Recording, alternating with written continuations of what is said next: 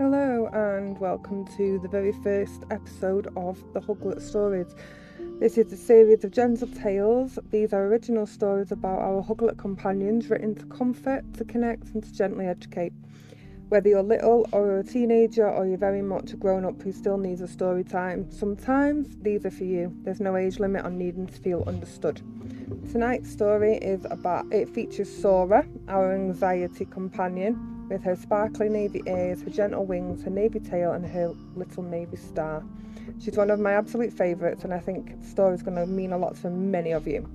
So before we begin, can I invite you to get cosy, grab a blanket, make yourself a warm drink, and we'll settle in somewhere that feels safe. We ready?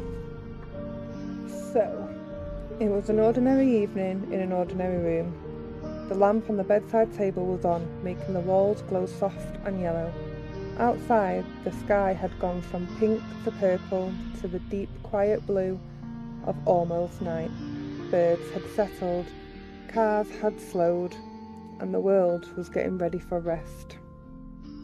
But you were not resting. You were sitting on the edge of your bed and your heart was going too fast. Thump, thump, thump.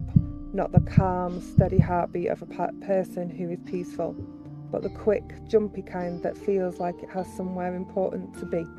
Your hands felt a little tingly, your tummy felt a little funny, and your head, thoughts were running around like a jar full of fireflies, bright and buzzing and impossible to catch. You had done nothing wrong, nothing bad had happened, but your body has decided all on its own that something might be about to go wrong, and so it had switched on all its alarms just in case. This is what anxiety does. It is your body trying to keep you safe. Long, long ago, when people needed to run away from dangers very quickly, the body learned to get ready, to make the heartbeat faster, to send blood to the legs,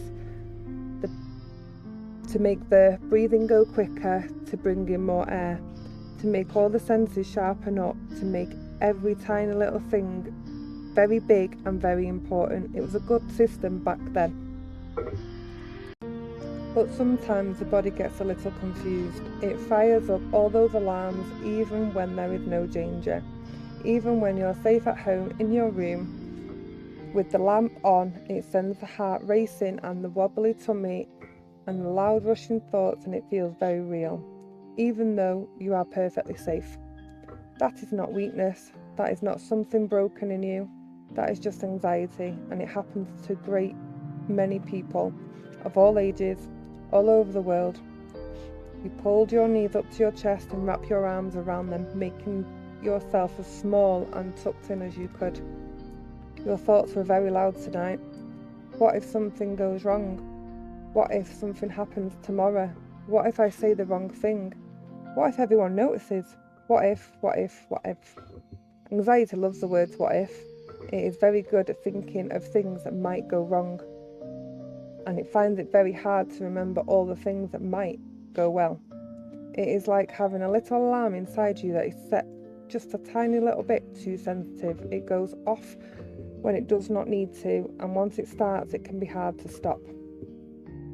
Your chest felt tight. That is another thing anxiety does. It can make your chest feel like it has a heavy stone sitting on it, or like it's being squeezed a little too hard. Sometimes it makes you feel like you cannot quite get enough air, not because you're in danger, but because your body is doing too many things all at once, all out of love, all trying to protect you. You breathed in, you breathed out. Neither felt like quite enough. You did not know what to do. Sometimes there is nothing to do but sit and wait with it. Wait for the wave to pass, and that can feel like a very long, long, lonely wait. That's when the Sora came. There was no grand arrival, no flash of light, no sound, just a soft, gentle settling of the air near the window, like the feeling of a warm hand placed quietly on your shoulder. And then Sora was simply there, sitting beside you on the bed, soft and still and small. Sora was the most quietly beautiful thing you had ever seen. A small, plush companion, soft and as the inside of a cloud. Sora's ears were navy blue and full of tiny sparkles, like someone had sewn a little piece of the night sky right into them. The same navy glimmer was in Sora's wings, folded softly at the sides, not spread wide, just resting, the way wings rest when there is nowhere they need to go in a hurry. And in Sora's tail, curled up gently beside them, the same deep navy shimmer caught the light of your lamp and held it like a secret. But the most wonderful thing was Sora's chest. Right where the heart would be, there was a star, a small navy star, glowing, not bright and sharp like a torch, but soft and steady like a single candle. The kind of light that does not try to fill the whole room, the kind that just says, I am here, the dark is not total. Sora looked at you, and you felt, in a way, you could not quite explain that Sora understood. Hello, said Sora, in a voice that was very calm and very kind, the sort of voice that does not ask anything of you. You looked at Sora, you were not quite sure you could speak. I know, said Sora gently. I know it's loud in there right now. You nodded. Just a tiny bit. Yes, it was. Your heart is going fast, said Sora. Yes. Your tummy feels strange. Yes. And the thoughts are all jumbled and big and they won't slow down. Yes, yes, yes. Sora nodded too, as if this made perfect sense. That is what anxiety feels like, Sora said, and it is a very real and very uncomfortable feeling. You are not making it up. You are not being silly. Your body is working very hard right now trying to look after you. You just got a little bit mixed up about whether you need looking after quite this much. You felt something loosen just a little bit in your chest. Not because the feeling had gone, but because somebody had named it. And when something has a name, it is a little less frightening. Can I tell you something, said Sora. You waited.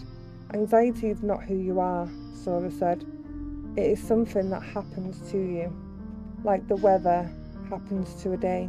The weather is not what the day is. And anxiety is not what you are. You are the person underneath it, bigger than it, and right now that person needs a little bit of gentleness. Sora moved a little closer, and the warmth of the navy star was like something you could feel from the outside in. Not just the light, but warmth, not just warmth, but steadiness. First, said Sora, let's breathe. Sora took a breath, slow and full, the kind that takes its time, the kind that fills all the way to the bottom. You watch Sora's chest rise, the navy star rising with it, and there's something in your own body wanted to copy. So you tried. In through the nose, slowly, slowly, let it come all the way in and out through your mouth. Even more slowly, all the way out, right to the end. That is it, said Sora, very quietly. That is exactly it. You did it again and again, and something remarkable happened, which it always does, but which you always forget until you are in the middle of it. The slow, deliberate breath begins to speak to your nervous system. It says, we are not running. We are not in danger. We can slow down now. It is one of the most useful things a body can do. It is a small act of enormous kindness to yourself. Your heart began, just very slightly, to soften its pace. Your tummy was still wobbly, your thoughts were still busy, but they were a little less loud, a little less sharp, like somebody had turned the volume down just one notch. Good, said Sora warmly. You sat together for a while without talking. The lamp made its soft yellow light outside. A star or two had appeared in the evening sky. Sora's navy star glowed beside you, steady and unhurried. After some time you spoke. Why does it happen, you asked. You were not sure you were asking Sora exactly. You were perhaps asking the room, or the night, or the part of yourself that just wanted to understand. Because you care, said Sora. Anxious feelings very often grow in the places where you care the most, and the people you love, about doing things well, about being okay, and about the people around you, you being okay too. Anxiety takes all that caring and turns the volume up too high, but the caring underneath, that is yours. That is a good thing. It just needs a little help learning when to rest. You thought about that. It made a strange kind of sense. Will it always feel like this, you asked? No, said Sora, and the word was gentle but sure. Not always. Feelings change, even the big ones. Ones that feel like they will never move. Anxiety is a wave. It builds and it builds, and it feels enormous when it is at its highest, and then if you let it, it begins to come down. It always comes down. Every single time it comes down. What helps, you asked? Sora thought for a moment. Different things help different people, Sora said. The slow breathing, that one helps almost everyone because it speaks directly to the body. Moving can help, a gentle walk or even stretching. Talking helps to someone you trust. Sometimes just naming the feeling out loud. I am feeling anxious right now. That small act of naming it instead of being swept away by it can give you a little bit of ground to stand on. Sora paused. And knowing you are not alone, Sora added, that helps more than almost anything. You looked at Sora's navy star. It did not flicker. It did not waver. It was just there, quietly, dependably there. Some nights will be hard, said Sora honestly. I will not promise you they won't be, but I will promise you this. You have got through every hard night so far, every single one. That is a good record. Despite everything, despite the tight chest and the busy thoughts and the wobbly tummy, something in you almost smiled. Sora curled a little closer. The sparkles in those navy ears caught the lamplight, tiny points of brightness in the warm and quiet room. I want to tell you one more thing, Sora said softly. You waited. Having anxiety does not mean you are too much. It does not mean you are broken, or weak, or difficult. It means you have a very alert, very hard-working nervous system. And that same system, when it is not going at full speed, is also the thing that makes you notice beautiful things, that makes you feel deeply, that makes you love fiercely and care carefully. Anxiety and sensitivity often live in the same person, and sensitive people make the world kinder. You breathed in. Gentleness is strength, said Sora. You breathed out. You are not alone on this journey, not tonight and not any night. The wave, the big rushing, too fast wave of the evening had not disappeared entirely. It rarely disappears all at once, but it was somehow smaller now, less sharp. The thoughts in your head were quieter, the way they get quieter after storm has passed and left everything washed a little clean. You leaned back against your pillar. The room was still warm. Sora's navy star heart glowed in its soft, steady light, and your eyes grew heavy in the way eyes do when the body finally decides that it's safe enough to rest. Not because everything is fixed, not because anxiety will never come again, but because right now, in this moment, there is warmth and stillness and the knowledge that you are held. You fell asleep. When you woke, the room was morning bright. Light came in soft and gold through the gap in the curtains. Landing on the floor in a long warm stripe somewhere outside, a bird was singing the kind of song that had nothing urgent in it at all. Sora was still there, the navy star glowing its quiet glow. And you remembered, not as a big dramatic thought, but as a small, sure feeling tucked warmly into the morning, that last night had been hard and you had got through it, that the wave had been big and it had come down, that someone had sat with you in the difficult part and helped you breathe. That is enough. That is more than enough. Day would have its own feelings. Some would be easy, some might not be. If the anxious feeling came back, the heart fast, the wobbly tummy, the loud thoughts, you would know a little bit more about it now. You would know its name. You would know it was trying to keep you safe, even when it got a bit confused.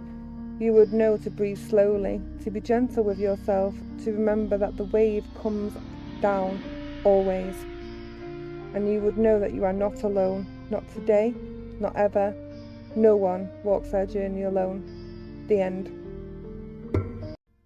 Thank you so much for being here with me tonight and for being part of the very first story in the Huglets series. It means the world to me.